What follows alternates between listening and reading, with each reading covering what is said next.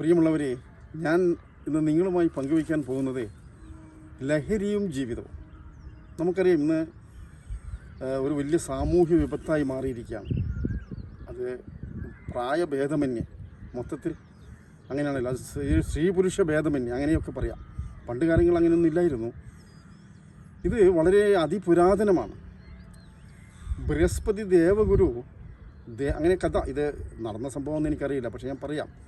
ദേവന്മാർക്ക് അല്പം വീഞ്ഞു കൊടുത്തിരുന്നു. ഇപ്പോൾ യേശുദേവനൊക്കെ കൊടുത്തിട്ടുണ്ട്.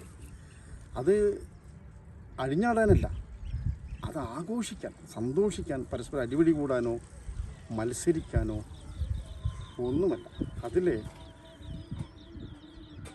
അതൊരു പ്രസാദമായിരുന്നു. ഇപ്പം മുത്തപ്പൻ, കണ്ണൂർ ജില്ലാ മടപ്പുര നമ്മൾ മുത്തപ്പൻ, തെങ്ങിൻ്റെ കള്ളാണ്, പരിശുദ്ധമായ തെങ്ങിൻ കള്ള്, ഒരു പ്രസാദം. എന്തോ നമുക്കറിയില്ല. ശിവൻ ലഹരിയുടെ ആളായിരുന്നു. ശിവൻ അറിയാമല്ലോ. പക്ഷെ അതെല്ലാം സമൂഹത്തിന് വിപത്തുണ്ടാക്കാനോ ഒന്നുമല്ല, നശിക്കാനോ ഒന്നുമല്ല. ഉണർവിലേക്ക് വേണ്ടി അവർ കണ്ടെത്തിയ സൊല്യൂഷൻസ്, ചെറിയ രീതിയിൽ ഒരു മരുന്ന് കഴിക്കും പോലെ അവരത് തുടങ്ങി വെച്ചു. അത് നാച്ചുറലായിരുന്നു, കംപ്ലീറ്റ് പ്രകൃതിദത്തമാണ്. ആദിവാസി സമൂഹത്തിലുണ്ടായിട്ടുണ്ട്. പണ്ട് കാലം ഗോത്ര സമൂഹത്തിൽ വൈകുന്നേരം ആകുമ്പോൾ അവിടെ അധ്വാനിച്ച് വന്നു കഴിഞ്ഞാൽ അവരുണ്ടാക്കുന്ന അല്പം മദ്യം കഴിച്ച് അവർ പാടി ആടി നൃത്തം ചെയ്തു.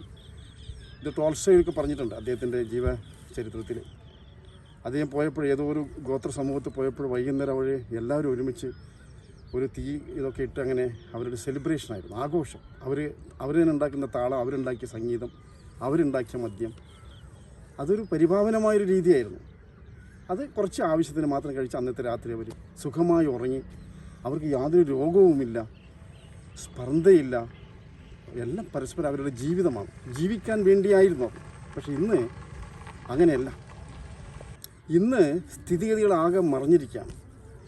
ഇന്ന് മനുഷ്യന് ഈ സുലഭമാണ്. ഇന്ന് ഇതിൻ്റെ പിറകിൽ ധാരാളം, നമുക്കറിയാലോ, അറിഞ്ഞോ അറിയാതെയോ എനിക്കറിയില്ല, അതിൻ്റെ സയൻസിലേക്ക് ഞാൻ പോകുന്നില്ല, വിദ്യാർത്ഥികൾ മുതൽ, അങ്ങനെ പറയാം, പെൺകുട്ടികൾ മുതൽ ഇതിൻ്റെ രസം നുണഞ്ഞു കഴിഞ്ഞു. സാമൂഹിക വിപത്ത് തന്നെയാണ്. കാരണം വലിയ ആരോഗ്യ പ്രശ്നം ഉണ്ടാവും, ജീവിതം കൊളാപ്സാവും, ക്ഷമയുണ്ടാവില്ല, സഹനശക്തി ഉണ്ടാവില്ല, സ്നേഹമെന്ന വികാരമേ ഉണ്ടാവില്ല.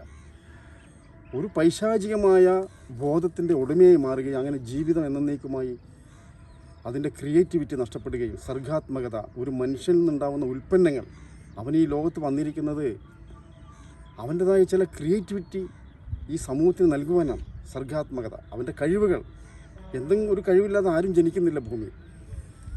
ഏതോ ഒരു സാഹചര്യം കൊണ്ട് അതിലേക്ക് എത്തുന്നില്ലെന്നേ ഉള്ളൂ. അപ്പോൾ എനിക്ക് പറയാനുള്ളത്, നിങ്ങൾ ഇതിനെ നമുക്ക് വളരെ സാവധാനത്തിലിരുന്ന് മുക്തി നേടാം. എൻ്റെതായ ഒരു സൊല്യൂഷൻ ഞാൻ മനസ്സിലാക്കുന്ന അത്രയേ പറയാൻ പറ്റും. ഇതൊന്നും റിസർച്ചബിളല്ല.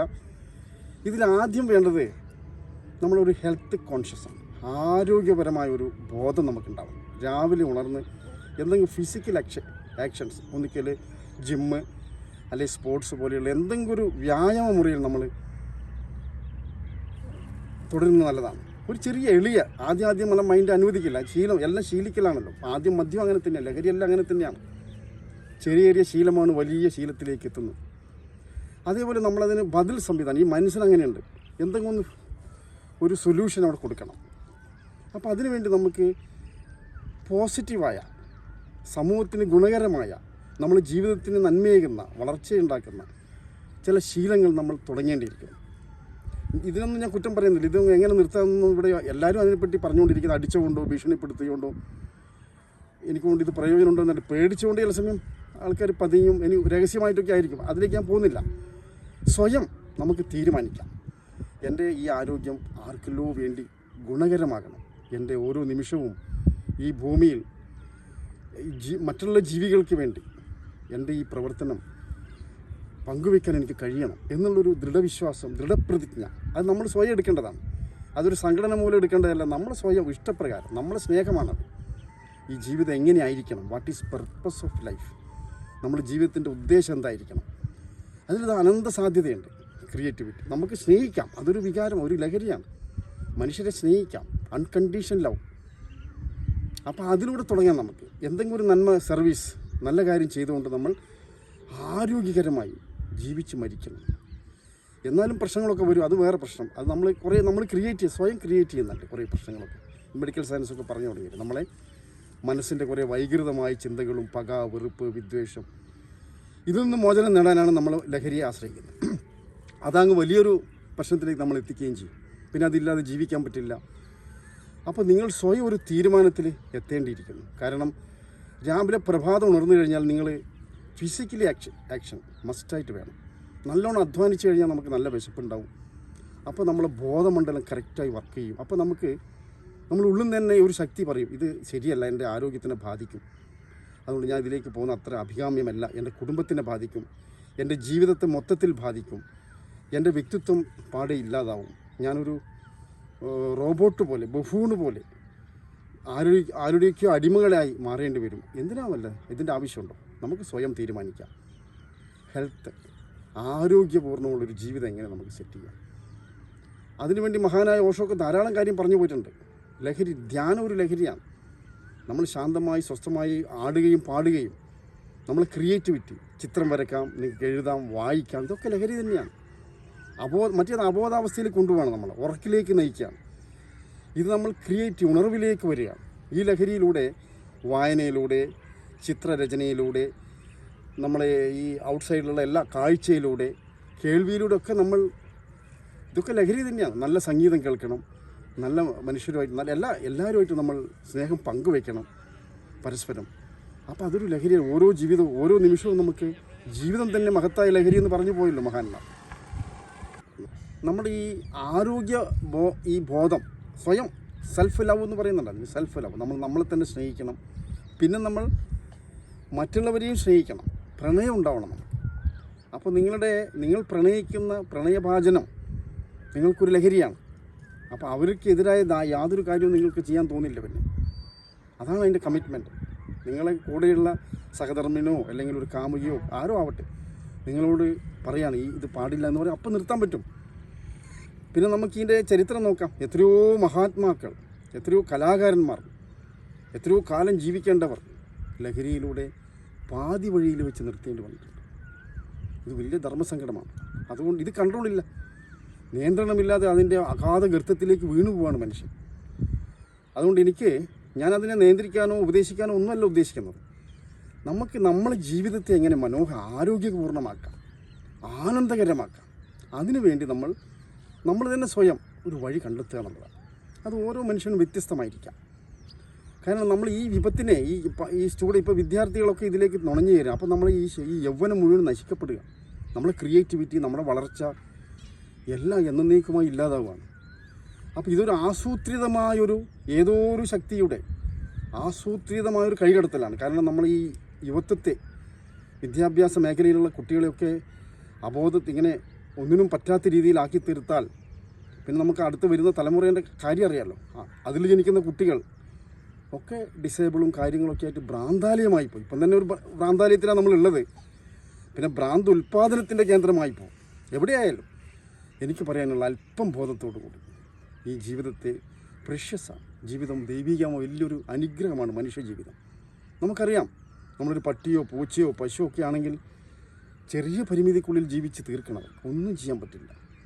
ഞാനിപ്പോൾ കഴിഞ്ഞ ദിവസം തമിഴ്നാട്ടിൽ പോയപ്പോൾ കണ്ടു പശു, നമ്മളെ പണ്ടത്തെ ആ മൂരിവണ്ടി, പശുക്കളെ കെട്ടി വലിച്ച് ഭാരമേറിയ, ഇന്നും അതിൻ്റെ ആവശ്യമില്ല, പക്ഷേ ഇന്നും തുടർന്നുകൊണ്ടിരിക്കുകയാണ്. എനിക്ക് സങ്കടമായിപ്പോയി. 2 പശുക്കൾ അതിങ്ങനെ എത്രയോ ഭാരം ചുമന്നുകൊണ്ട് നടക്കുകയാണ്. എന്ത് ചെയ്യാൻ പറ്റും? സമരം ചെയ്യാൻ പറ്റുമോ? ആ പശുക്കളത് സഹിച്ചുകൊണ്ട് അടിയേറ്റുകൊണ്ട് നടക്കുകയാണ് വെയിലത്ത്. അപ്പോൾ മനുഷ്യജന്മത്തിൻ്റെ മഹനീയത നമ്മൾ പലപ്പോഴും ഓർക്കുന്നില്ല. അതിൻ്റെ മഹത്വം, അതിൻ്റെ സാധ്യത, അനന്തത, അതിൻ്റെ അനന്ത സാധ്യത എത്ര വേണമെങ്കിലും നിങ്ങൾക്ക് ഉയരാം.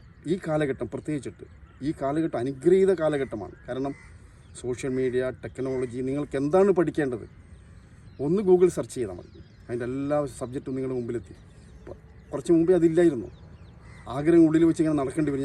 എനിക്ക് സംഗീതം പഠിക്കണമെന്ന് വളരെ ആഗ്രഹം ഉണ്ടായിരുന്നു കൊച്ചുനാളിലൊക്കെ.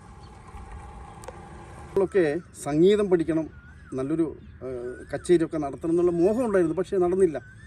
കാരണം നല്ലൊരു ഗുരുക്കന്മാരുണ്ടാവും, പക്ഷേ നമുക്ക് അത്രമാത്രമുള്ള പിൻബലമില്ല, നമ്മളെ പഠിപ്പിക്കാൻ ആരുമില്ല. അതുകൊണ്ട് ആ മോഹങ്ങൾ പൂവണിഞ്ഞില്ല.